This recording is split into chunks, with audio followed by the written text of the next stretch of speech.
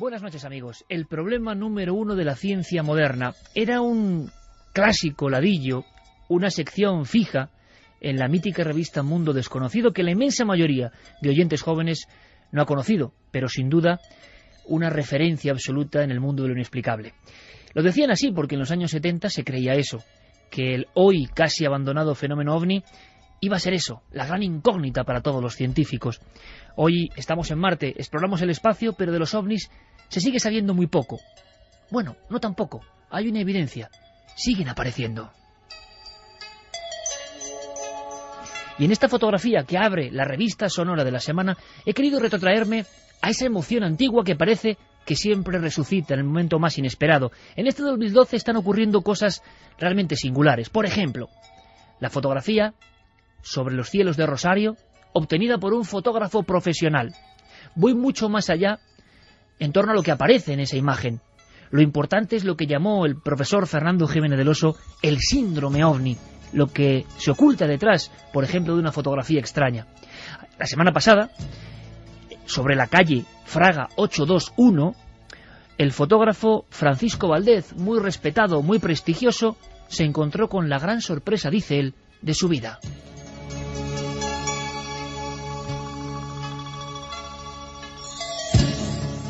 Estaba apoyado en la ventana, en una especie de balconada, es una zona despejada, cielo limpio, claro, no hay ruta aérea, y según manifestó a la prensa, de pronto apareció aquello. Y aquello, registrado por su objetivo rápido, su objetivo profesional, su objetivo tan acostumbrado a fotografiar la vida social de Rosario, se encontró con una especie de disco, o más bien esfera, opaca, pesada, rodeada por una especie de anillo, dando la impresión de ser un pequeño planeta Saturno, volando, ingrávido, muy cerca de los cables de alta tensión. Era un caso absolutamente clásico, y la fotografía, la estampa, directamente nos conecta con tantas que surgían en la prensa de los años 70 en nuestro propio país. Pero lo más importante, sea lo que sea ese objeto, que no lo sabemos y quizás se descubra, se habla de OVNI, se habla de extraña aeronave, de procedencia terrestre, también se habla de algún tipo de gigantesca ave captada justo en el momento para que la imagen sea esa, pero lo que dice el fotógrafo es que no hay trucaje.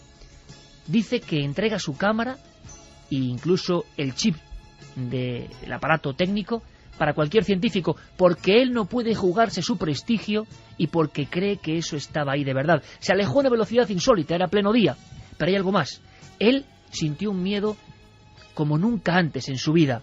Se quedó paralizado, ha ocurrido muchas veces a muchos testigos en diferentes lugares del mundo, apoyado con la suerte de tener la cámara, como buen fotógrafo, encima de la mesita, casi a un palmo, pudo hacer la foto y se quedó embebido, observando aquello, no hizo ni una sola toma más. El objeto se mostró por algo, para algo, quizá para cambiar el caldo social sobre los ovnis en esa remota región, y resulta que después desapareció como un fantasma. Al día siguiente, los periódicos sacaban la foto en portada, y de inmediato era la noticia más seguida. La crisis económica, las cuestiones deportivas, todo quedaba en un segundo plano, y esto es lo interesante. Los ovnis habían vuelto, como un destello fugaz, como un fantasma oscuro en una foto en pleno día, y sin embargo su poder sigue intacto. El poder evocador del síndrome OVNI sigue como el primer día. Los niños en los colegios paraban prácticamente en esa esquina y miraban a los cielos con sus padres, con sus profesores. Todos miraban hacia el cosmos diciendo: ¿habrá sido visitada nuestra ciudad, nuestro barrio, por seres cósmicos? Las mismas preguntas de los años 70, las mismas cuestiones, las mismas inquietudes, y una fotografía que al final casi es lo de menos, porque en el espíritu humano, el fenómeno OVNI, ese sí que nunca puede ser olvidado. Además, quiero anunciaros que Diego Marañón traerá una sección un tanto especial. Nos hemos encontrado con una barbaridad. Espero que no sea cierto. Sabéis que nuestro detective de las historias hace el créalo o no. Expone una serie de elementos que rondan por la red de redes e intentamos saber qué hay de verdad y qué hay de mentira. Recibíamos un mail de un fiel oyente y televidente de vuestro programa hace tiempo, y no quiero dejar pasar la oportunidad de decir que hacen un trabajo increíble. Esto es muy bonito. Ahora, lo que cuenta después, y mira que tenemos ya aquí entre todos bastante callo en todo esto, nos ha hecho palidecer. Es una historia que nos lleva a África, y es una historia que nunca habíamos escuchado. Es una historia, y valga la redundancia, que realmente Ojalá no sea real, pero puede que haya elementos que sean absolutamente cotidianos. Esa historia la desarrolla Diego Marañón en vivo con todos vosotros, y como no sabemos qué es, queremos investigar en tiempo real. Comenzamos. Milenio 3, dossier informativo, actualidad en tiempo real. En una zona sagrada como pocas en el mundo, alguien ideó una figura diferente a todas las demás, única. Lo ha dicho Javier Sierra. Todavía hoy, con respeto, le llaman el hombre de hierro. ¿Qué tiene que ver aquí la esvástica, los nazis, la ocultación, la conspiración, los meteoritos, los dioses que llegaron desde otro lugar lejano del espacio?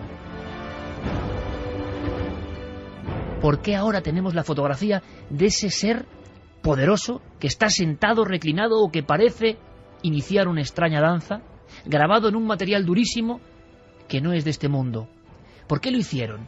¿Qué secreto hay ahí? Hay quien dice que es una señal que aparece precisamente ahora.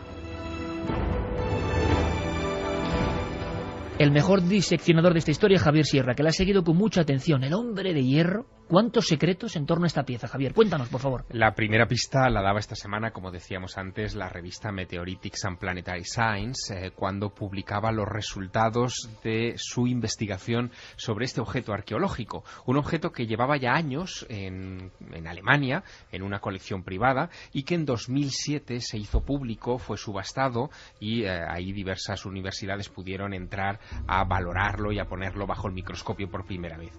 La historia de este objeto es realmente singular. Lo que se sabe con certeza a raíz de estos análisis científicos que se han hecho públicos esta semana, es que el material sobre el que está construido es material extraterrestre. Se trata de una curiosísima combinación de hierro, cobalto, níquel, con trazas de cromo, galio y germanio, y que se ha podido identificar con un meteorito muy concreto que se descubrió en 1913 por parte de buscadores de oro en un río que se encuentra entre Mongolia y Siberia, dentro de una región, de una comarca rusa, ¿no?, de muy difícil acceso. Esto, ojo, no es ningún guión cinematográfico. No lo es. Esto parece propio de Indiana Jones, pero ha pasado realmente. Todos los datos son reales. Sí, esto es así. Es decir, parecen los elementos de un buen guión, porque la historia, fíjate, nos lleva desde un laboratorio en el año 2012 a unos buscadores de oro en 1913 que descubren ese meteorito. Ese meteorito tiene nombre propio, se conoce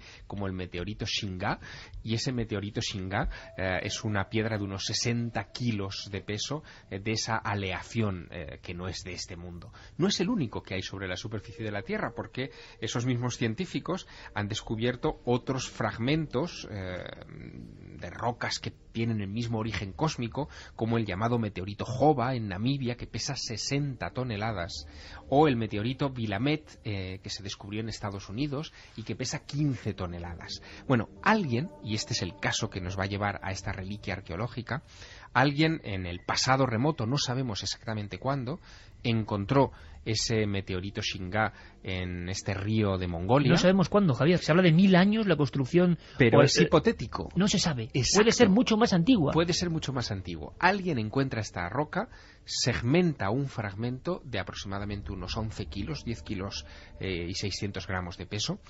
Lo talla pese a la dificultad, puesto que es un material muy duro, no lo funde, sino que lo talla, lo va esculpiendo poco a poco, y de él saca una efigie que es muy singular. Se ve a un hombre cubierto con una especie de capa y de armadura. En el centro de la armadura se ve clarísimamente una esvástica, además no la esvástica tradicional budista que está girada hacia la derecha y que es un símbolo solar y positivo, sino justo la esvástica que gira a la izquierda y que aparece en las banderas de los nazis. En tiempo real, como siempre, y en interactividad absoluta con la red, nuestro compañero Guillermo León ya tiene, por supuesto, las imágenes de esta escultura, por si las queréis ver, en ikerjimenez.com, y las vías de contacto, porque la historia que va a contar Javier parece mentira, pero va siendo cada vez más apasionante, propia de los tiempos de los auténticos Indiana Jones, pero en este momento es fundamental porque además queremos saber qué os inspira esta figura y queremos saber las opiniones de cualquier cuestión a lo largo de esta noche que pasamos con vosotros. Vías de contacto abiertas. Claro que sí, Iker, como siempre, milenio3 con número @cadenaser.com si decidís escribir un mail, y también pues nuestras vías de contacto más directas y más rápidas, que son en la nave del misterio, tanto en Facebook como en Twitter como en Google+. Vías de contacto perfectas, porque yo quiero saber qué os dice esa figura. Yo no sé qué le dice a Javier Sierra esa figura. Es rara como pocas. Es rara porque presenta a un individuo con barba muy afilada, muy ausada. No es un rostro tradicional tibetano. En uno de sus orejas se ve un aro, es decir, tiene un pendiente muy llamativo, y con su mano izquierda sujeta una especie de roca, de piedra, de la que salen unas llamas, casi como si estuviera haciendo alusión al propio meteorito sobre el que está construida esta propia efigie. Como dando una señal de su propio origen. Tal vez tenga una explicación, después entraremos en ello, porque aquí el asunto se empieza a poner interesante cuando sabemos el viaje exacto que hace esta roca desde Oriente hasta Occidente. Este viaje, en 1938. Entra en juego un nombre que, en fin, es mítico en estos asuntos, que es un ocultista, escalador y explorador alemán llamado Ernst Schäfer. Este Schäfer realizó 3 expediciones al Tíbet en época pre-nazi y durante ya el primer gobierno. ¿Buscando qué, Javier? Bueno, pues buscando algo que le encargaron los nazis, que era encontrar las pruebas de que el hombre no descendía del mono africano, como sostenía Darwin, y en fin, toda la sociedad bien pensante, sobre todo anglosajona en Europa en esos momentos, sino que procedía de la raza aria, del origen de la raza aria, que tenía que estar necesariamente en las altas cumbres tibetanas. Así que Schäfer hace 3 expediciones a ese lugar. Son expediciones que duran meses. Para que te hagas una idea, en la expedición en la que se encuentra esta estatua se toman 20.000 fotografías en blanco y negro, 2.000 fotografías en color, del año 38. Exacto, del año 38. Y se traen casi 3.000 reliquias de ese viaje por el Tíbet, de todo tipo. Había reliquias zoológicas, biológicas, de especímenes vegetales, pero también este tipo de objetos litúrgicos. Hay incluso una capa que se supone que perteneció al Dalai Lama y que es entregada después a Hitler en persona. Y en medio de todo ese tesoro, evidentemente se llevan esta estatua a Alemania, precisamente, y esa es la parte, en fin, curiosa de este asunto, por la esvástica. Porque la esvástica es exactamente el símbolo que ha utilizado Hitler para llevar a su país al destino del Reich de los 1000 años.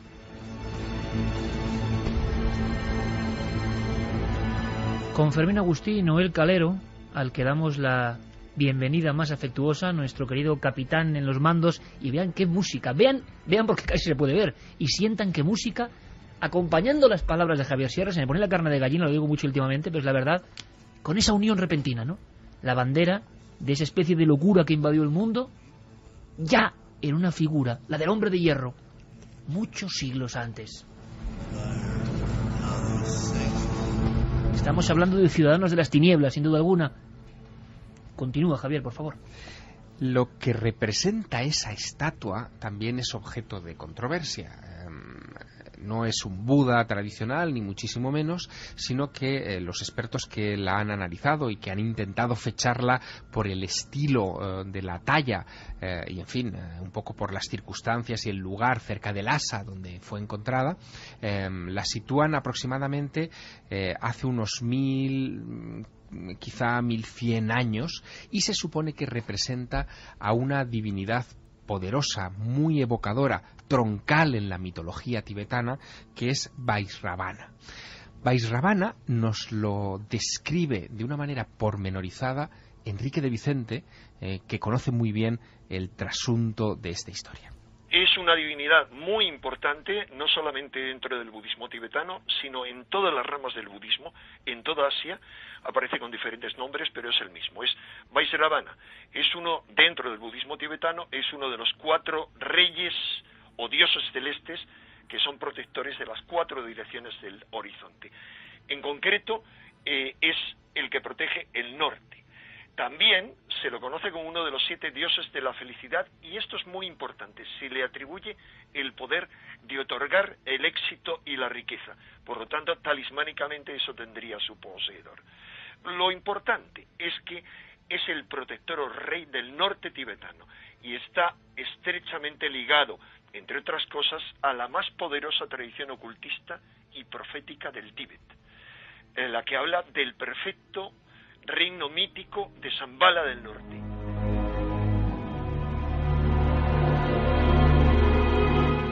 Pongámonos en situación, una reliquia que transmite por la efigie que se ha tallado en ella prosperidad, riqueza, poder sobre la naturaleza, sobre los elementos, y que había sido tallada por algún tipo de culto hace unos 1000 años en el Tíbet, cae en manos de los nazis, que se la llevan a la Alemania previa a la Segunda Guerra Mundial y la ponen en el entorno de Heinrich Himmler, que es el gran mago negro, el creador, digamos, y el impulsor de las SS, y el que incluso premiará a Ernst Schaffer, al expedicionario, al que ha conseguido esa reliquia, donde hay una esvástica que demuestra que ese símbolo tiene por lo menos 1000 años.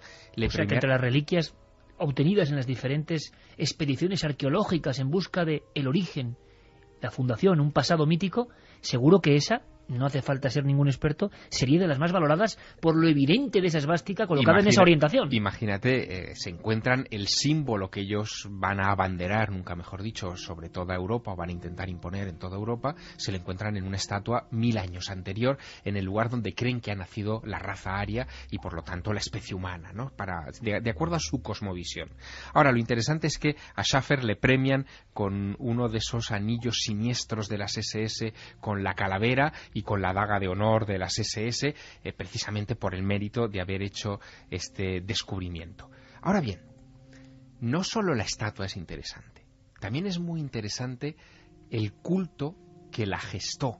El culto en el que se cree que fue esculpida es un culto muy extraño, que lo llaman la cultura Bon, y que fueron los que de alguna manera invirtieron el símbolo solar de la esvástica tradicional al símbolo oscuro de la esvástica, digamos, orientada hacia el lado izquierdo. Para que nos entendamos todos y sobre todo la audiencia, Javier, es decir, es como si en el yin y el yang hubiesen tornado directamente un símbolo que representaba algo que pasó a representar quizá la fuerza de todo lo contrario en ese momento, con esa esvástica concreta. Y eso lo hizo una gente, un culto concreto, que tuvo que trabajar durísimamente sobre esa piedra. Un culto del que se sabe poco, pero del que Enrique de Vicente nos hace una biografía sucinta.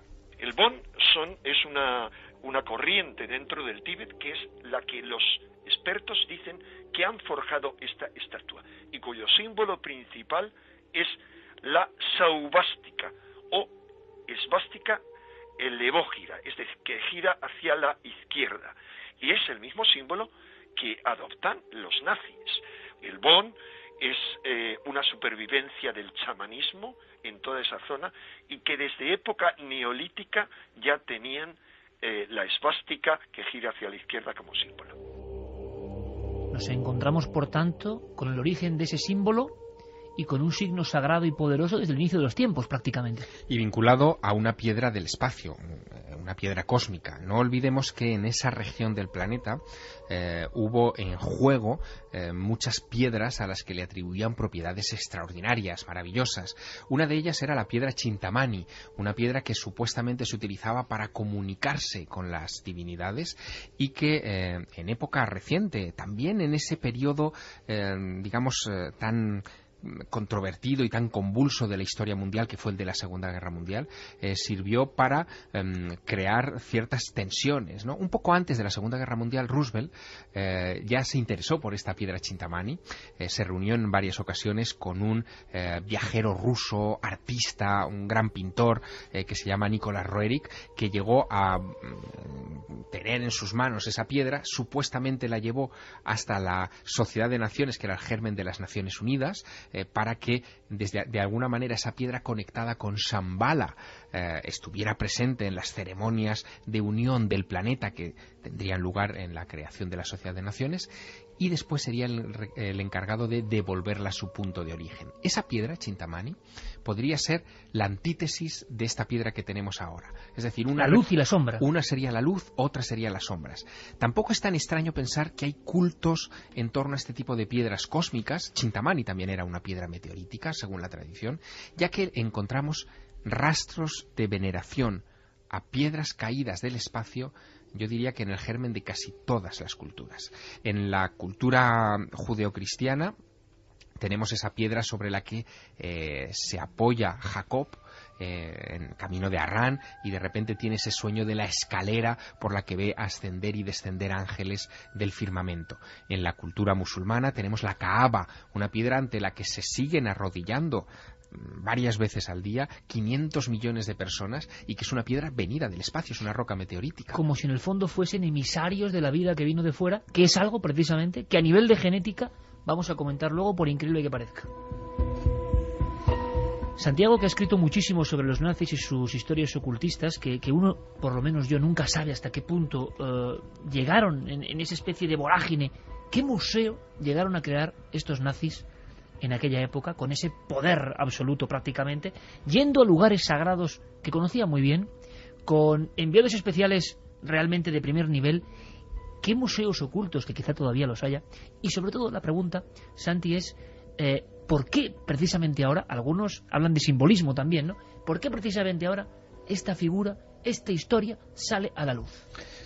Pues no lo sé, pero desde luego hay que reconocer que se empieza un poquito a desvelar uno de los grandes enigmas del periodo nazi. La expedición de Schäfer ha traído ríos y ríos de tinta. En los mismos juicios de Nuremberg, a diversos implicados se les preguntó repetidamente a qué había ido esta gente al Tíbet, qué se había traído, qué relaciones había con la cultura tibetana o con la religión, y absolutamente no sacaron nada. Cuando se preguntaba sobre ese tema, todos los testigos se cerraban en banda. Y hay que reconocer que todos los implicados eran nazis convencidos. Bruno Berger, que era el segundo de a bordo de Schäfer, era un gran ocultista también, es un tipo que nos lo acabamos encontrando también en los juicios de Nuremberg, acusado de haber experimentado en Auschwitz con personas vivas para demostrar sus teorías raciales. Es decir, era un ángel de la muerte al estilo de Mengele. Es decir, no era gente inocente que a lo mejor, pues, por poner un ejemplo, como un científico chino se tiene que apuntar al Partido Comunista para... eran convencidos de lo que hacían. No, era gente que estaba muy comprometida con la causa y que sabía muy bien a lo que iba. Javier, ¿por qué ahora precisamente? ¿Por qué surge la noticia antes de ayer? ¿Por qué esta escultura, hablo de simbolismo, de repente mira a través del Internet y de los periódicos de todo el mundo a toda la humanidad? ¿Por qué surge ahora una pieza que ha estado perseguida, oculta, escondida? Bueno, corre un rumor, pero de momento es solamente un rumor, un chascarrillo de Internet que es difícil de evaluar en estos momentos, que dice que una de las razones por las que se han interesado estas universidades por el análisis de esta piedra es para, de alguna manera, dar carta de credibilidad a un supuesto guión que estaría realizando en estos momentos, escribiendo George Lucas para Steven Spielberg de cara a la 5ª entrega de Indiana Jones. Hombre, la verdad es que tiene todos los elementos de una película de Indiana Jones, no cabe duda, pero yo creo que más bien eso es un rumor. Y digo que es un rumor porque si uno echa un vistazo a los periódicos de estos últimos días, de esta semana, verá que no ha habido gran rotativo de la prensa occidental que no se haya hecho eco de esto. Todos los periódicos norteamericanos, entre ellos el New York Times o el USA Today, por ejemplo, toda la gran prensa europea, francesa, alemana, por supuesto, e inglesa, se ha hecho eco de este asunto, publicando en fin, con todo lujo de detalles, los despliegues de esta imagen y, por supuesto, los análisis científicos. En fin, yo sigo creyendo que este tipo de cosas tocan algo en nuestro inconsciente colectivo.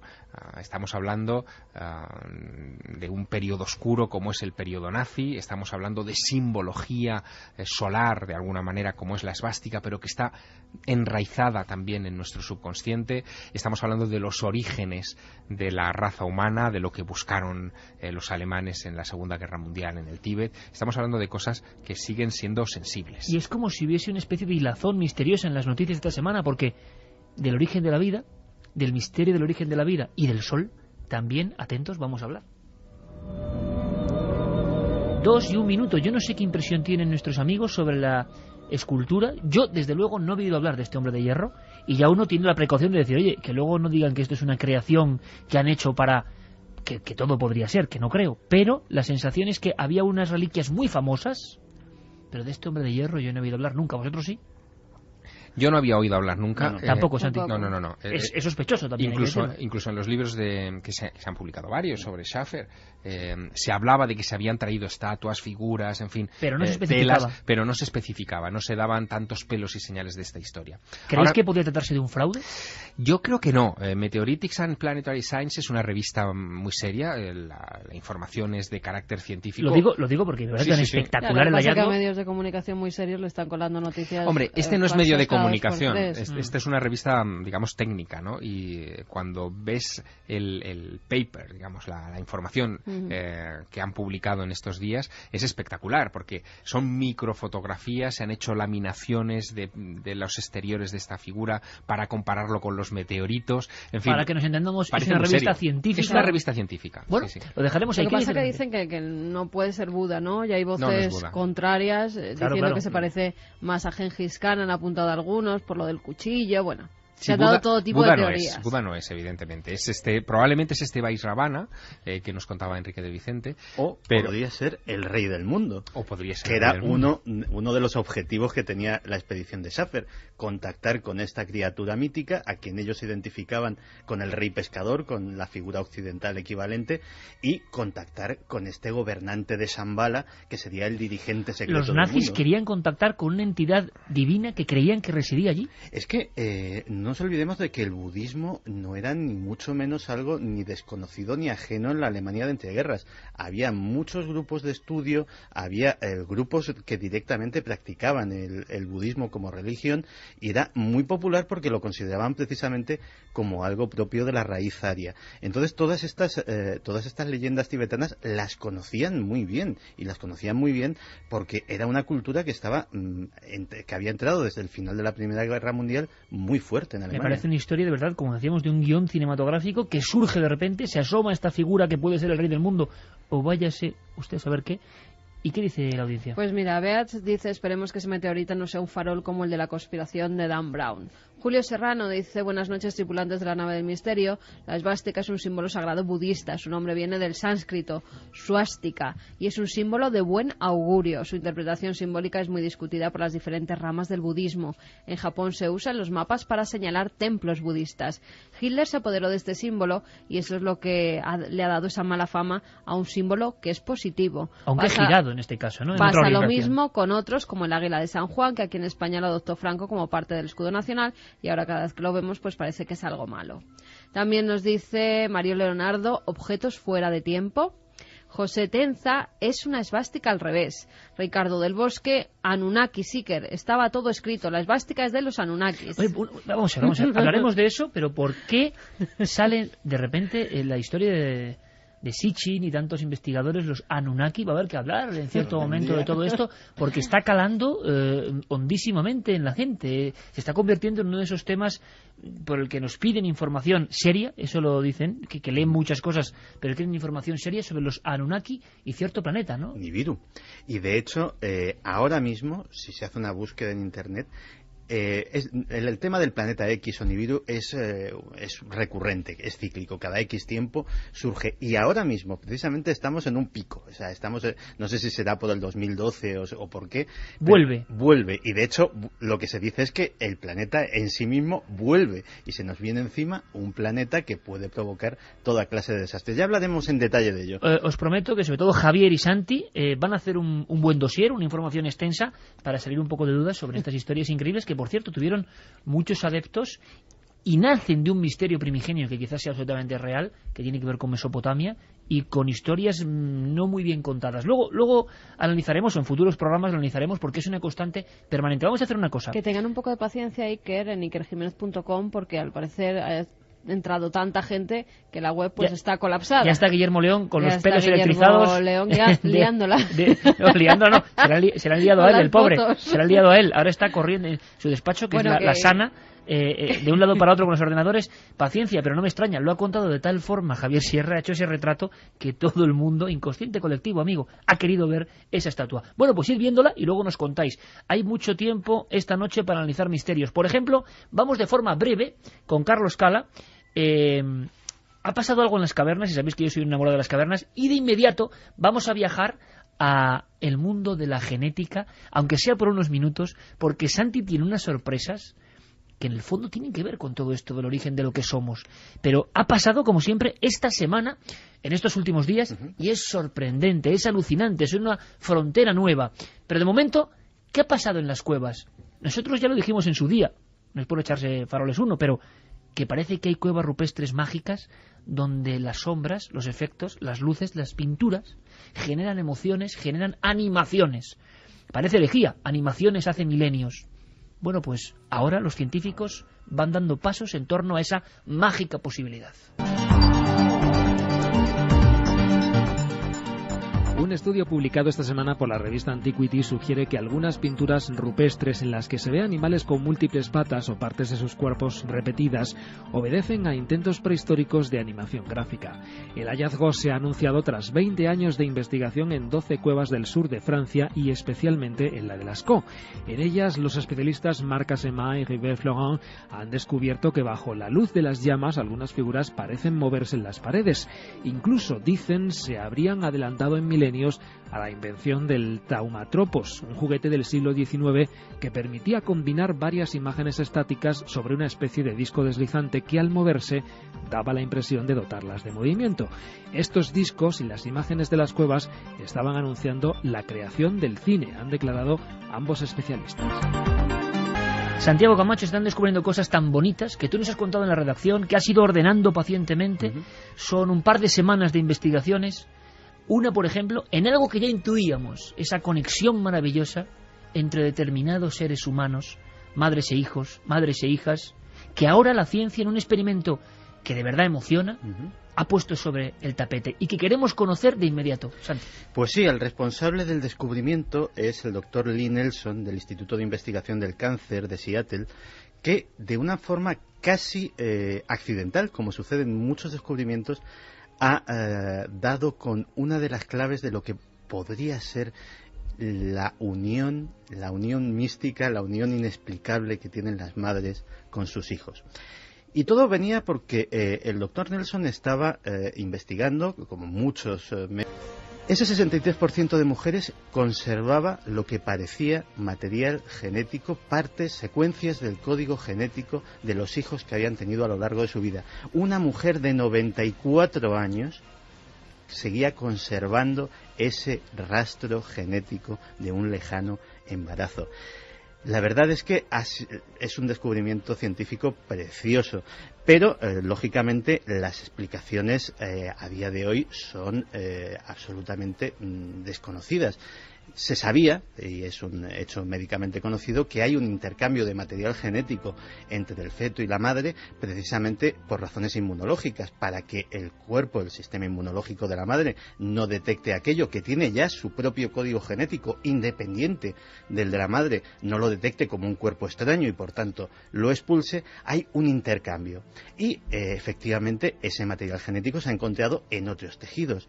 El problema es que para llegar al cerebro tiene que superar un montón de barreras. No es fácil que un material genético del feto llegue hasta el cerebro y sobre todo, en teoría, no es práctico, no es algo que tenga una justificación. Ahí no reside ningún centro, no es la médula espinal, no es ningún sitio donde se produzcan células. Entonces, ¿para qué está ahí? Dibujo asombroso el que acaba de trazar Santiago Camacho, y ocurre como cuando hicimos aquellos programas, para mí muy emocionantes evidentemente, de la conexión entre el feto y la madre, que muchas personas, recuerdas, Carmen, nos decían que no conocían esto. Muchos médicos acostumbrados a trabajar físicamente en ese ámbito se dieron cuenta, se dieron de bruces con otra información. Recordamos, hace más o menos un año, un estudio de una prestigiosísima doctora alemana mostraba algo tan hermoso como lo que acaba de contar Santi, que ha pasado esta semana. Y es que los niños, las niñas, los seres, todos lo hemos hecho, de repente comenzaban hacia la semana 33 de gestación a mover los ojos en una especie de secuencia REM, movimientos oculares rápidos, que son indiscutiblemente secuencia de sueño, de estar soñando. La pregunta que surgió de inmediato es: ¿con qué sueña alguien que no ha visto la vida? Y la sensación, la intuición de que ahí se están trasladando ciertos códigos que van mucho más allá de lo establecido, que en ese momento un ser humano, un alma humana, la madre, está compartiendo con su hijo algo que no llegamos ni a comprender. Quizá el nuevo peldaño se ha demostrado ahora con lo que dice Santi, que ya hay trazas, pistas casi como en un CSI, de esa presencia, ya no solo presencia anímica, lo he dicho muy bien Santiago, presencia mística. Todos sabemos, y tú lo sabes también, Javier, que la conexión es distinta. No hablamos solo de amor, de afectividad, de unión, de energías quizás sí. Hay una relación muy especial, una telepatía, ¿verdad, Carmen? Muy especial, una especie de intuiciones que solo son cuestión de habladurías, de sugestión, no. Lo que pasa es que está clarísimo que los protocolos científicos no se han metido de lleno en eso. ¿Por qué? Porque investigando el asunto de los fetos que sueñan, que hemos sido todos, que me parece un bombazo, yo lo vi clarísimamente. Y conocemos grandes especialistas. No era una noticia conocida. No se entendía. Como no se entendía, tampoco se trabajaba mucho en ella. ¿Cuántas cosas del inicio de la vida, de la conexión entre madre e hijo, no se conocen? ¿Qué trasvase es ese? ¿Es solo material? ¿O es que Javier, Santi, Carmen, Javi, el ADN lleva algo mucho más que lo material? Porque lo evidente es lo evidente, ¿no? Existen una serie de conexiones y una serie de uniones que uno no sé cómo las puede sentir, porque verbalizar esto es muy difícil, pero que están. Sí, además, numerosos casos ha habido de madres con sus hijos lejos y que les estaba pasando algo, estaban teniendo un accidente. Y se activaba algo. Y se activaba algo y sabían que a sus hijos les estaba pasando algo. Ahora, con la noticia que da Santi, científicamente se puede probar parte de esa extraña conexión que no se sabía cómo identificar. Yo recuerdo, y abrimos el debate porque yo creo que esta noticia lo merece, y por supuesto con las opiniones en la Nave del Misterio, en Facebook, Twitter y demás, y el correo electrónico, porque esto es muy interesante y recogimos muchos casos en su día. Pero el doctor Loeches, sobre las presentaciones, uno de los grandes expertos del cerebro, nos contó un día cómo el electroencefalograma se fundó. El inventor de ese aparato fundamental que sigue hoy trazando las líneas un poco de vida y de muerte en ocasiones, los pulsos de nuestro pensamiento cerebro, este hombre fundó, se puso a investigar y lo ha retratado perfectamente en sus propias obras, porque en la Primera Guerra Mundial, tú conoces la historia, Javier, es asombroso. En la Primera Guerra Mundial, y si te damos los pelos de punta, amigo, y espero que lo dice también, nos contaba Loeches que en la trinchera, en una zona no de batalla, vio como un soldado, le llegaba una carta a él que iba para un soldado. Su madre esa noche, y no era una zona de batalla, había tenido un presentimiento horrible, algo le había despertado en la cama, un pulso le había obligado a perder el sueño y sabía que le iba a ocurrir algo en ese preciso instante. Resulta que este doctor que estaba allí en campaña no llegó a tiempo a dar la carta. Ese mismo día que llegaba la carta, un obús perdido de una situación de fuego amigo había acabado de forma incomprensible con aquel muchacho. Él se puso a investigar en cartas donde madres intuían, muchas evidentemente por el ámbito de la guerra, pero otras con esta característica tan especial, no en una zona de conflicto, y que habían adivinado con sus profecías por carta, que habían sentido que a su hijo le iba a pasar algo, que habían sentido un impulso difícil de explicar. Este doctor empezó a recopilar esas cartas y este hombre es el padre del electroencefalograma hoy en día. Lo decía Loeches y dice, lo curioso, a ver qué te parece, Javier, es que esto lo sabemos todos los especialistas del cerebro, pero cuando uno va a enciclopedia, cuando uno va a la típica gestión de saber quién fue este hombre o cómo se inventó el electroencefalograma, esta parte ha desaparecido. No está mal, ¿eh? No está mal, y cuántas historias hay parecidas, ¿no? En la historia incluso de la tecnología más cotidiana que tenemos a nuestro alrededor. Por ejemplo, me has hecho recordar los tubos de las televisiones, ¿no? El famoso tubo de vacío de las televisiones hasta que se inventaron las de plasma. En realidad el invento fue consecuencia del intento de Edison y de otro grupo de personas por tratar de materializar espíritus de los muertos a través de esa especie de vacío que podían generar dentro de una campana de cristal. Es decir, que el propósito, lo que animó ese descubrimiento que después se derivó hacia la televisión, hacia lo práctico, era una inquietud espiritual o una inquietud trascendente. Bueno, pues ahora hagamos la prueba a la Wikipedia o a cualquier enciclopedia que ya aparece en arqueología, ¿no? Y veamos qué dicen de la televisión. Estoy seguro que ese ánimo de los emprendedores que la fundaron no aparece por ningún lado. Y es que vivimos en esa sociedad que ha eliminado absolutamente esa conexión con lo mágico. Y la conexión continúa, Santi, porque hasta ahora hemos aprendido de memoria que en el ADN existe una parte que era ADN basura. Uno dice, la naturaleza me parece que es bastante sabia. En mi opinión, sus engranajes tienen tal coherencia que a mí, como soy muy ignorante, me asombran. Los sabios dicen que no, que todo pertenece al azar, pero a mí me siguen asombrando. Hasta ahora se hablaba de ADN que no valía. Y uno dice, en esta ingeniería tan precisa que es la realidad, ¿algo no va a valer? Parece que otro aldabonazo tremendo esta misma semana, Santi, exactamente hace un par de semanas, sí. Pero sorprendente, alucinante e increíble lo que viene a continuación. Sí, porque siendo muy bonito lo que hemos contado hasta ahora, no es ni mucho menos lo más importante que ha pasado en genética en las últimas semanas. El último número de la revista Nature tenía un artículo, un trabajo que literalmente ha puesto patas arriba todo el mundo y todo lo que se conocía sobre genética. Y hablamos de la principal revista, la pirámide de conocimiento hoy en día que influye en toda nuestra forma de pensar y actuar. Pues bien, como sabíamos, cuando se culmina el proyecto Genoma, se descubre que realmente solamente había un 2% del genoma, un 2% de nuestros genes que tenían una función conocida, básicamente expresar proteínas. El resto, el 98%, no se sabía para qué servía. No tenía ningún tipo de función aparente, así que se dio en denominarlo ADN basura. Y bueno, así se quedó. Muchos incluso decían que era un resto evolutivo, que era prácticamente pues algo que estaba allí pero que no tenía ninguna función. O sea, desechos del proceso que había quedado como válido solo un 4 o 5%, un X, una forma X, y que lo demás ya no servía, que pertenecía quizá a nuestro pasado más arcaico. Correcto. En 2003 se funda el proyecto ENCODE, que es el heredero del proyecto Genoma. Básicamente, el planteamiento es, si ya sabemos, ya tenemos el mapa del genoma humano, vamos a averiguar para qué sirve todo esto. Tenemos un montón de botoncitos, pues vamos a ver exactamente para qué sirve cada uno. Pensaban que lo tenían fácil, es decir, solo tenemos que averiguar ese 2%, qué función tiene, qué proteínas expresa, y bueno, vamos a revisar por si acaso el resto, por si nos encontramos algo más relevante, pero no creo. La gran sorpresa es que hay un 80% de ese mal llamado ADN basura que sí tiene una función, y es una función fascinante.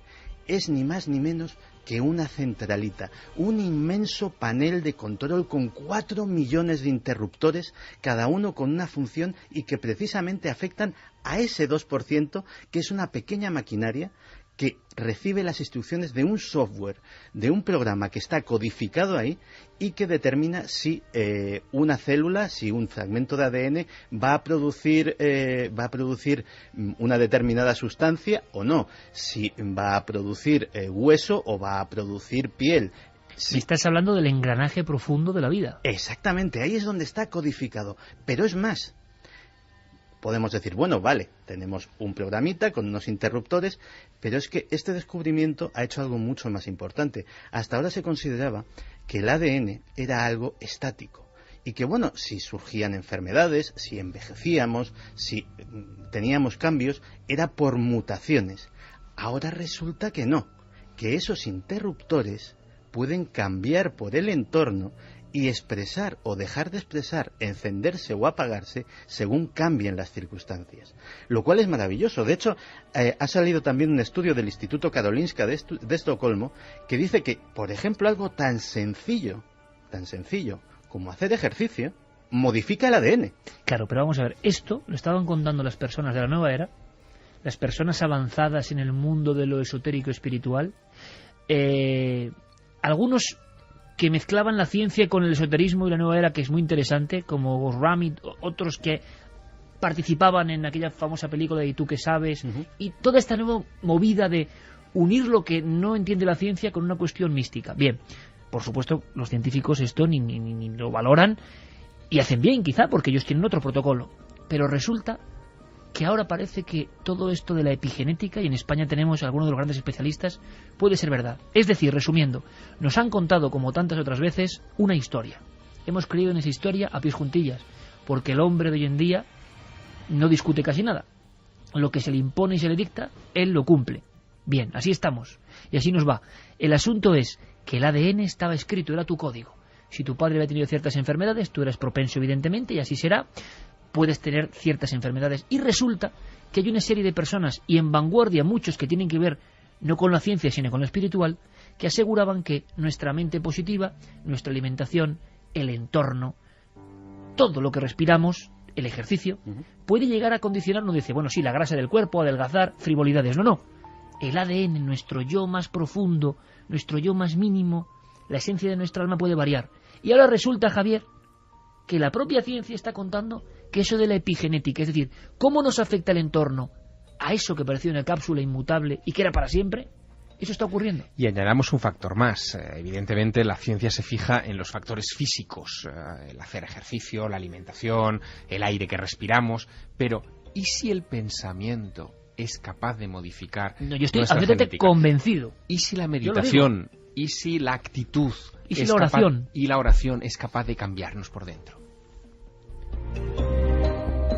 Y entonces enlazamos con lo que muchos místicos decían hace milenios, que la meditación, desde luego la mente positiva, generaba un bien que iba más allá de lo material, un bien difícil de describir. ¿Y si eso tuviese una correspondencia en algo tan sacrosanto, científico como el ADN? ¿Se comporta el ADN respecto a esos códigos exteriores? Claro, estamos en los límites del conocimiento. Yo no sé, amigos y amigas, si dais importancia a lo que ha pasado en estos últimos estudios, pero es un umbral que, como te han comentado algunos colegas, Santi, claro, es que a partir de ahora es como si uno hubiera descubierto la máquina que hay detrás. Claro, vamos a escuchar de hecho a Ángel Román, investigador del CSIC y del Instituto Cajal, que él mismo le pillamos a bote pronto, justo casi cuando había salido la noticia, apenas había tenido tiempo de revisar los estudios, pero sí nos habla de su impresión personal y de lo que puede significar para el avance de la ciencia, de la medicina, de la genética. Para los grupos que nos dedicamos a la genómica, este es un impulso muy grande. Es un impulso muy grande que nos va a permitir durante los próximos 10 o 15 años empezar a estudiar en detalle cada una de estas regiones y descubrir sus alteraciones y su regulación. Es muy paralelo al proyecto de genoma humano. Cuando salió el resultado de la secuencia, en sí misma no es un gran resultado científico, pero yendo paso a paso nos permite estudiar cada una de las posiciones y realmente disparar lo que es la información que tenemos hasta ahora mismo sobre el genoma. Claro, hemos multiplicado por 50 lo que sabemos o la posibilidad de saber sobre el genoma humano. ¿Y qué podemos saber? Pues, por ejemplo, antes se creía que cuando surgía una enfermedad, sobre todo una enfermedad de raíz genética, lo que mutaba era el gen que producía la proteína. Pero ¿y si simplemente está mal colocado el interruptor que lo controla? Enfermedades como la diabetes, el lupus, la esclerosis múltiple, la artritis reumatoide, y son las que ahora mismo se cree que hay esperanza de averiguar dónde está el interruptor y cómo variarlo, podrían desaparecer en cuestión de apenas un par de décadas. Pero si me permites, y entramos en el debate en cualquier instante, yo voy un poco más allá, antes de entrar en el mundo de las sombras y lo que ha pasado en ese contraste que es milenio, ¿no?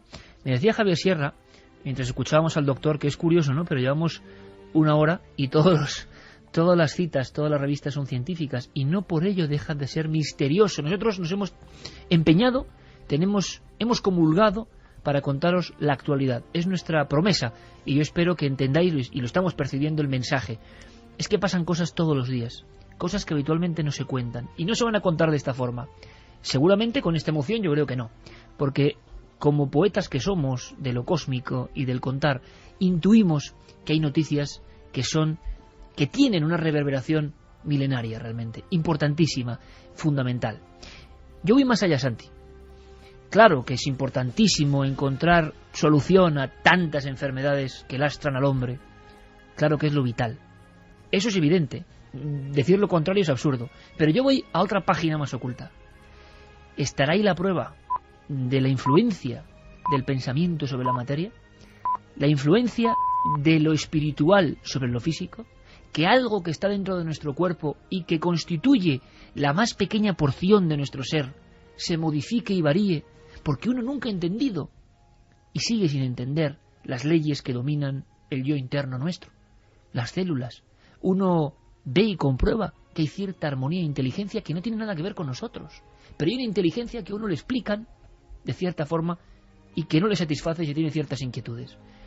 ¿Y si el ADN se transforma o ayudamos a transformarlo o ese ADN genera nuestro pensamiento? Nunca lo vamos a saber, pero da la sensación de que estamos a un paso de comprender algo que no solo los místicos, sino que nuestras abuelas y la gente de los pueblos de España ha dicho toda la vida. El que piensa mal, el que vive inmerso en la envidia, en la negación, en la oscuridad, ese no se está haciendo bien. Y uno dice, claro, de lógica, no está pensando bien. No, vamos más allá. Luego enfermó, puede que enferme o puede que no, pero hay algo en su cuerpo que estoy seguro que va a otra velocidad, a otra dimensión, que funciona de una forma diferente de esas otras personas que vemos que son buenas personas y hay algo que transmiten, hay una luminaria, hay un algo que transmite. No puede haber una relación muy estrecha porque también existe la fatalidad, la mala suerte, gente maravillosa que luego tiene la enfermedad. No estoy hablando de eso, estoy hablando de que quizá nadie nos enseña que hay unas posibilidades tremendas y que sí nuestro pensamiento, nuestra positividad sobre todo, nuestra visión de las cosas puede influir en lo que somos. Eso lo ha contado siempre la filosofía y la memoria popular, pero que lo cuente la ciencia de alguna forma, que deje la puerta abierta, me parece maravilloso, ¿no? Y queda mucho todavía por explorar en ese territorio, porque si nosotros descubrimos el mecanismo para accionar algunos de esos interruptores de los que nos está hablando Santi Camacho, precisamente utilizando nuestra capacidad mental, imagínate a dónde nos podría llevar la medicina, ¿no? Esta semana, no obstante, había otra noticia que tiene que ver con esto y con el espacio. Tiene que ver. Es ya un salto mortal. Es un salto mortal, pero Javier, la pregunta es ¿quién construyó el ADN primero? Claro. Surgió de una sopa primigenia que luego han intentado hacerlo 20.000 veces y nunca sale. ¿Cuál es el origen? Eso se lo preguntó desde luego Francis Crick, que fue precisamente el descubridor del ADN y el hombre, en fin, que nos puso en la órbita de todos estos hallazgos. Francis Crick pensaba que la vida tenía que ser por fuerza un fenómeno cósmico, no un fenómeno reducido a esta pequeña célula del universo que es el planeta Tierra, y que la manera de comunicarse, de transmitirse a, en fin, las inmensidades planetarias no tenía que diferir demasiado de la manera en la que los espermatozoides fecundan a los óvulos. Santiago, cuando nos hacía la introducción a todo este maravilloso asunto en el sumario del programa, comparaba, por ejemplo, el ADN basura, esto que llamaban ADN basura, con la materia oscura, que ¿no? es una especie de analogía maravillosa, bueno, digna pues, de Camacho, claro. Claro, pues esto se ha puesto también sobre la mesa esta semana con algo que se está celebrando y del que, en fin, los medios de comunicación españoles se han mantenido extrañamente al margen, que es el Congreso Europeo de Ciencias Planetarias en Madrid. Un congreso que ha reunido a las principales luminarias de la investigación planetaria del planeta, o sea, del mundo, que ha tenido incluso a Charles Bolden, que es el director de la NASA, esta semana en la capital de España, y del que apenas se ha visto nada en los informativos ni en las noticias, y donde se ha estado debatiendo de algo que Francis Crick planteó. Francis Crick planteó, el descubridor del ADN... Y que le acarreó mucha crítica. Muchos problemas. Que quizá el planeta Tierra fue sembrado como un óvulo fue fecundado en su momento con un espermatozoide. Que el espermatozoide podía ser un meteorito o una cápsula enviada por una civilización extraterrestre que llegó a este mundo en la noche de los tiempos y lo fecundó.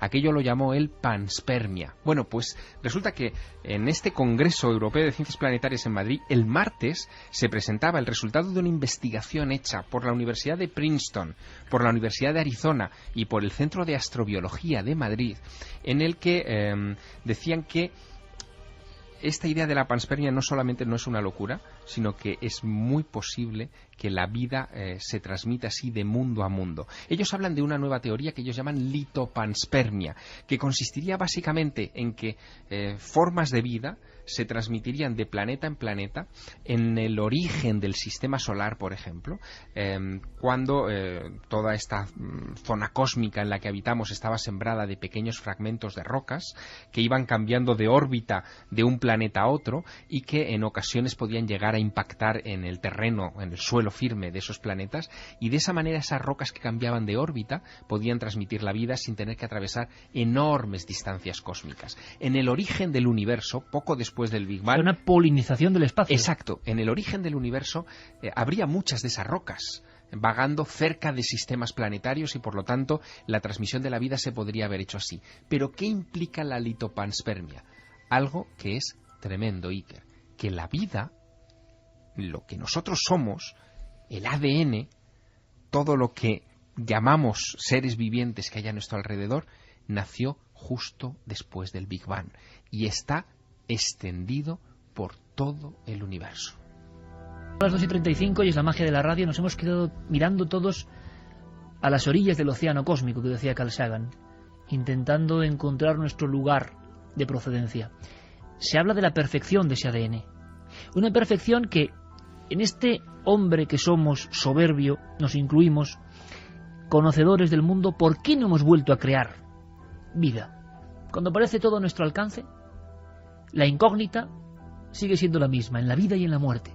Todo nuestro poder, toda nuestra tecnología, todo nuestro logro no alcanza ni siquiera a asomarse a una de las dos fronteras.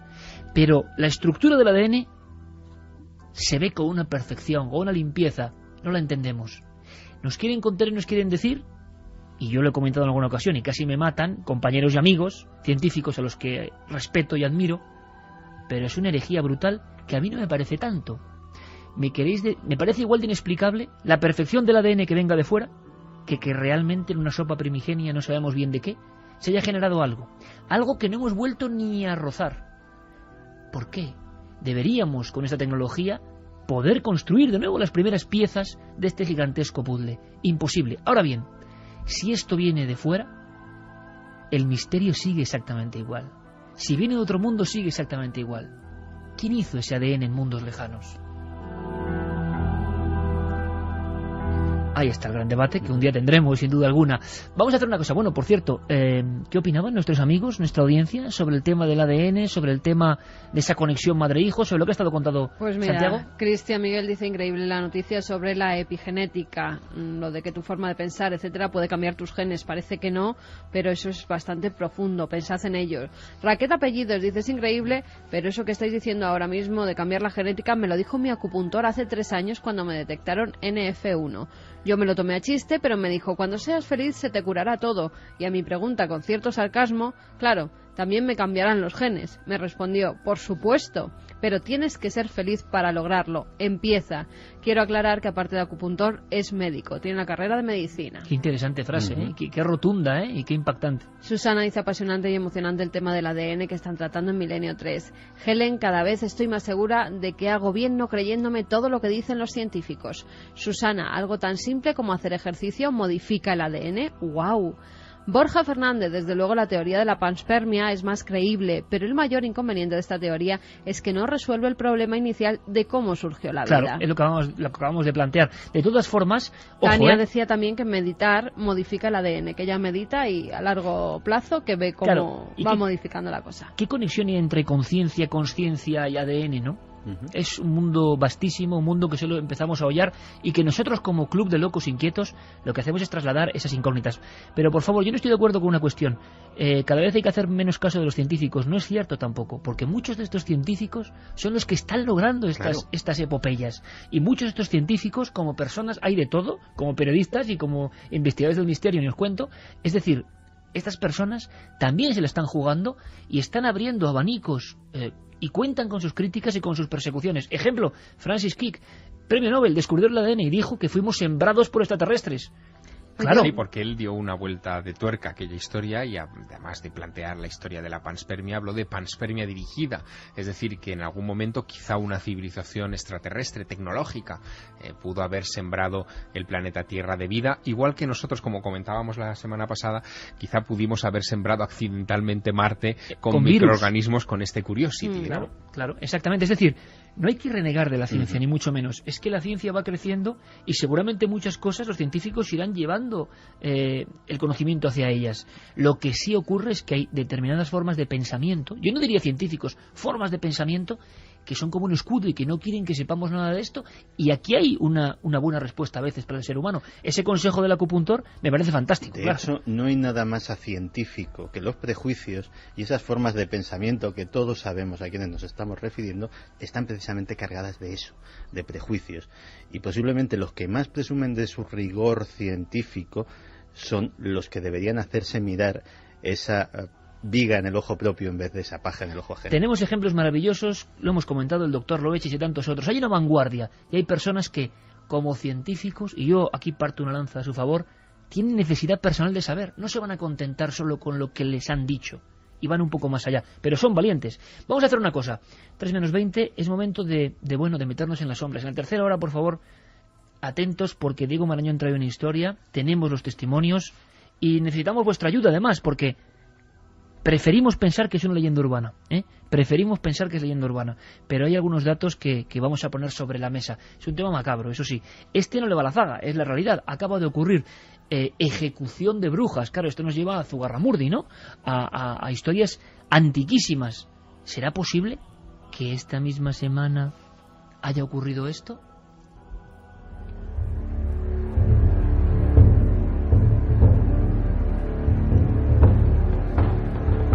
El sueño de la razón produce monstruos. Ya lo dijo Francisco de Goya, ¿no? Las tinieblas, la oscuridad, bruja, Japón, exorcismos, muerte y ejecución. 5 pivotes sombríos para algo que acaba de ocurrir. Pues sí, que esta misma semana se acababa con la vida de Sachiko Eto.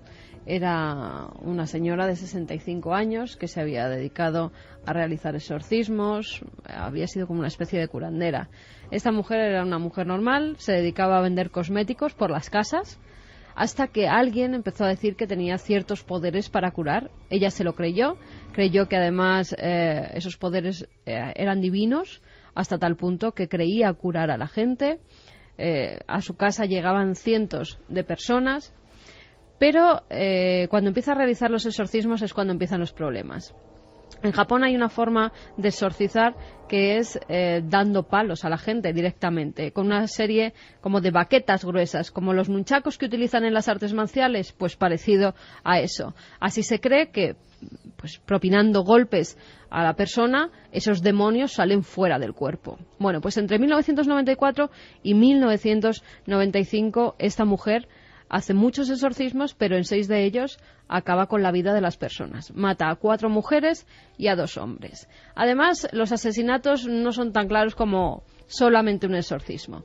En uno de los casos, ella en 1992 desaparece su marido misteriosamente, que también la policía lo estaba investigando porque no saben si realmente acabó con su vida. Es en 1990 cuando ella empieza a hacer ese tipo de curaciones, a creerse una semidiosa, una curandera, una exorcista, y 2 años más tarde desaparece el marido, del que no se vuelve a saber absolutamente nada. Bueno, pues ella se enamora del novio de una chica que estaba en su grupo, en su secta. Ella monta una especie de secta. Y ese chico, que es mucho más joven que ella, pues, llevado por las palabras de esta mujer, cree que su novia tiene el demonio en el cuerpo. Entonces la lleva a ella, a Eto, a su amante, y juntos la matan, juntos acaban con su vida. Pero no solamente eso, Iker. Todos los cadáveres de estas 6 personas ella los tenía en una habitación. Los había dejado en su casa. Y cuando llega la policía se encuentra esos cadáveres en avanzado estado de descomposición. Se empieza a investigar entonces y se dan cuenta pues que esta mujer había acabado con la vida de una de esas personas porque no le había dejado dinero, ella necesitaba dinero y no se lo había dejado.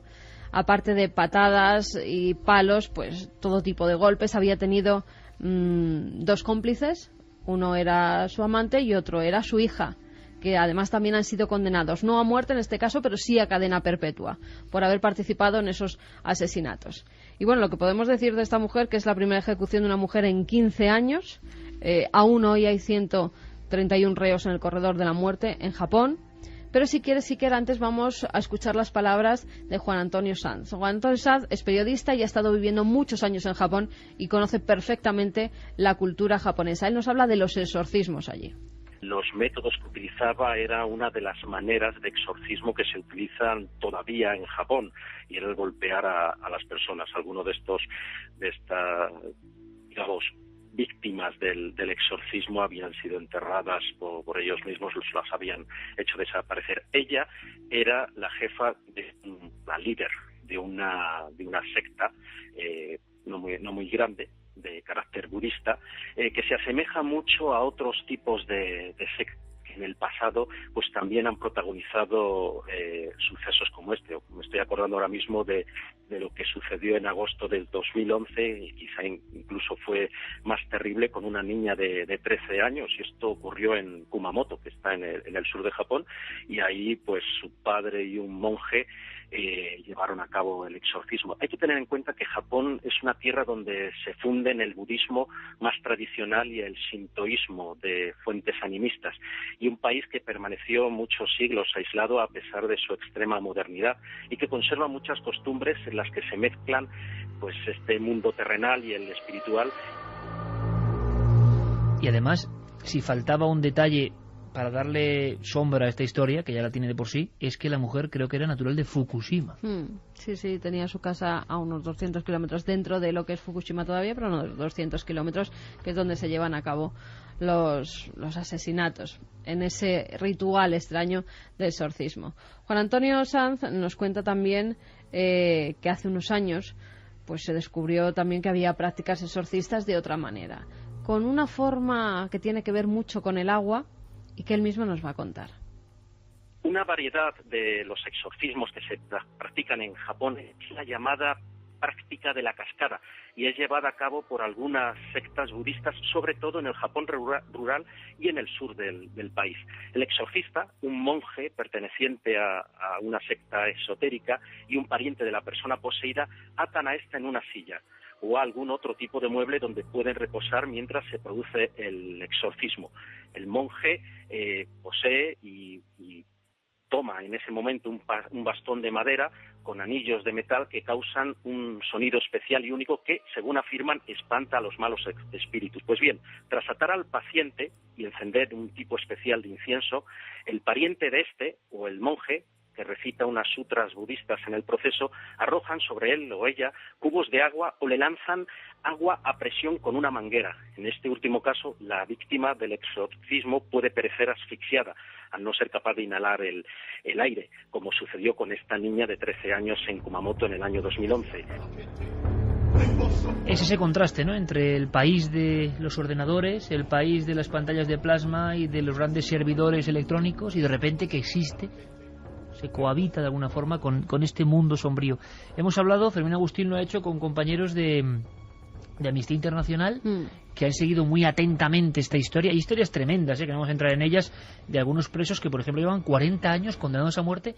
40 años es una historia de un libro, es la de este hombre. Sí, el preso que más tiempo lleva en el corredor de la muerte y no ha sido... Un tipo que lleva 40 años en el corredor de la muerte esperando y se ha vuelto loco. Pero, ¿qué saben de la historia de esta mujer? Pues se sabe que ha sido ahorcada, como hacen en Japón cuando han cometido un delito de asesinato. Hacía 15 años que no se mataba a una mujer. Hacía 15 años, sí, que no se mataba a una mujer.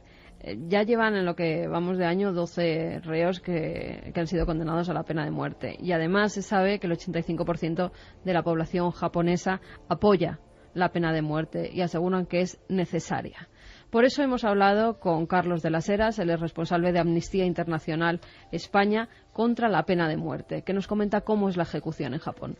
Pues en Japón las ejecuciones habitualmente se llevan a cabo por ahorcamiento en unas cámaras cerradas a las que no tiene acceso nadie más, salvo el personal encargado de llevar a cabo estas ejecuciones, y además todo lo que rodea al propio proceso de la ejecución es bastante espeluznante, porque, por ejemplo, no se avisa a los familiares de las víctimas, incluso no se llega a avisar a los propios condenados de su ejecución, simplemente el día de antes o la mañana de antes están siendo avisados de que van a ser ejecutados.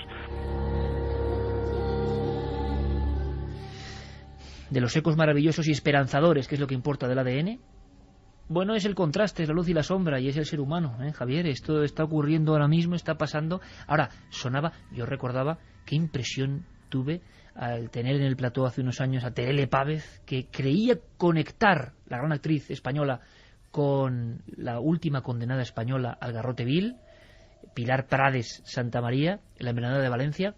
Qué fuerza, qué impresión provocó en España el agarrotamiento de una mujer. Pues ha pasado esta semana en Japón con una bruja exorcista. Vamos a quitar un poco de tiniebla, y qué mejor forma, antes de la cuenta atrás, que también tiene lo suyo, Fermín Agustí, interconexión dentro de nuestra querida pecera milenaria, la gran nave. Fermín, ¿qué me quieres decir a las 2:50? Hola, buenas noches, Iker. Nos comunicaba ahora mismo Guillermo León que Milenio 3 es trending topic en Twitter. Muchas gracias. Nos gusta escucharlo, ¿verdad? Está muy bien, está muy bien. Luego, está fantástico. Y sobre todo, disculpas a la audiencia si alguna de estas 6 noticias les parecen tan tremendas, tan bizarras, pero es que están ocurriendo ahora mismo. Ahora, lo que yo no sabía, hay formas de plantearse una noticia. Pobre mujer, porque la han ejecutado. Pero claro, lo que hizo ella, yo no sabía, tenía 6 cadáveres en el armario. En el armario no, tenía 6 cadáveres en una habitación. Ahí los había dejado y además porque los encontró la policía, porque si no, esta mujer sigue haciendo este tipo de rituales y sigue asesinando a gente, con lo cual es que llevaba muchos muertos detrás de ella. Eso lleva del síndrome de Diógenes un poco lejos. Sí, un poco lejos. Hay una plaga, aunque sea brevísimamente, Javi, de exorcismos últimamente. Sí, a mí me parece sorprendente, y esto es una apreciación personal, pero parece puro 2012, que sí, parece que hay épocas de nuestra historia en las que existen estos boom de casos similares. En España, por ejemplo, en los años 80 solo hay que hacer la prueba de ir a las hemerotecas y ver decenas de recortes dedicados a exorcismos. Recuerdan Almería, 2 en un solo mes, casos de extraños ritos en cementerios de toda la península. Y ahora mismo, en el año 2012, los oyentes solo tienen que hacer la prueba de buscar en las noticias la palabra exorcismo o la palabra posesión, y van a ver cómo cada semana aparecen unas 5 o 6 noticias en Perú, Colombia, Argentina, y no hay que irse muy lejos. En Murcia, recientemente, un caso también parecido. Yo me pregunto, ¿tendrá esto que ver con la crisis generalizada de valores? Buen apunte, Javier. 2012, y de repente algunos temas que tienen picos y valles, como todos, y que el tema de exorcismos está ahí.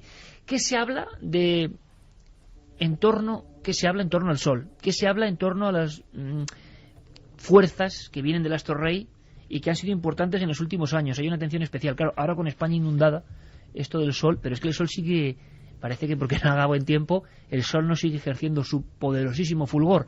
Han pasado cosas, y cosas que han llegado ni más ni menos que a la política. ¿Política 2012, tormentas solares? Sí, lo vamos a contar. Las autoridades españolas empiezan a tomarse en serio, al fin, el desarrollo de un plan de prevención de riesgos ante futuras tormentas solares. Lo hemos sabido esta semana. La Comisión Mixta para la Unión Europea del Congreso de los Diputados ha dado luz verde al proyecto de redacción de un protocolo que garantice la distribución de energía eléctrica y las telecomunicaciones en caso de grave tormenta solar.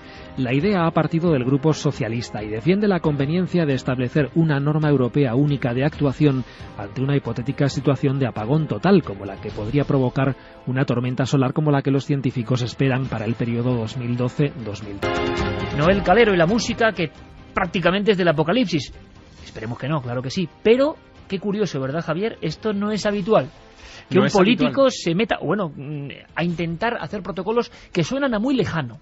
Suenan a Estados Unidos, Sí, y además el hecho de que en España no tuviéramos una preparación de cara a las tormentas solares o a las posibles tormentas solares había desencadenado toda clase de críticas en algunos sectores de la sociedad y nos habíamos hecho eco de ellas en este programa. Pues bien, parece que ese tiempo de inacción política se ha acabado.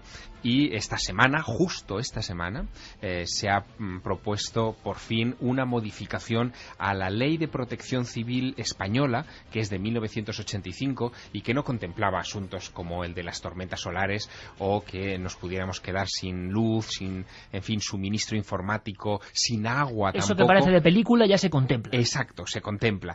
Y fíjate, hemos logrado localizar al diputado que ha puesto en marcha esta iniciativa. Es un veterano diputado socialista canario, se llama José Segura, y él, en fin, ha sido el encargado de introducir toda esta terminología que parecía propia de los apocalípticos o de programas nocturnos como Milenio 3 en el hemiciclo y ha recibido yo creo que incluso un inesperado apoyo de todos los grupos parlamentarios que han dicho que sí, que efectivamente hay que modificar los protocolos de actuación ante una eventual catástrofe o bombardeo solar.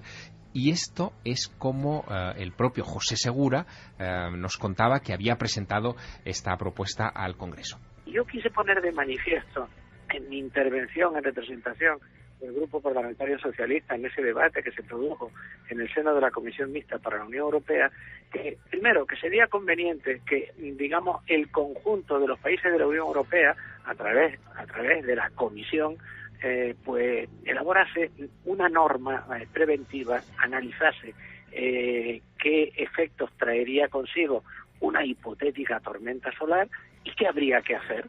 Hemos pedido la elaboración por parte de la Comisión Mixta para la Unión Europea española, en representación de la Corte General Española, nos dirijamos al Parlamento Europeo por un lado y por otro lado a la Comisión, diciendo, oiga, actívense, no se tomen esto a la broma, en fin, desde la perspectiva de la protección civil global, elaboren protocolos y desde luego un auténtico mecanismo preventivo y de defensa, ¿no?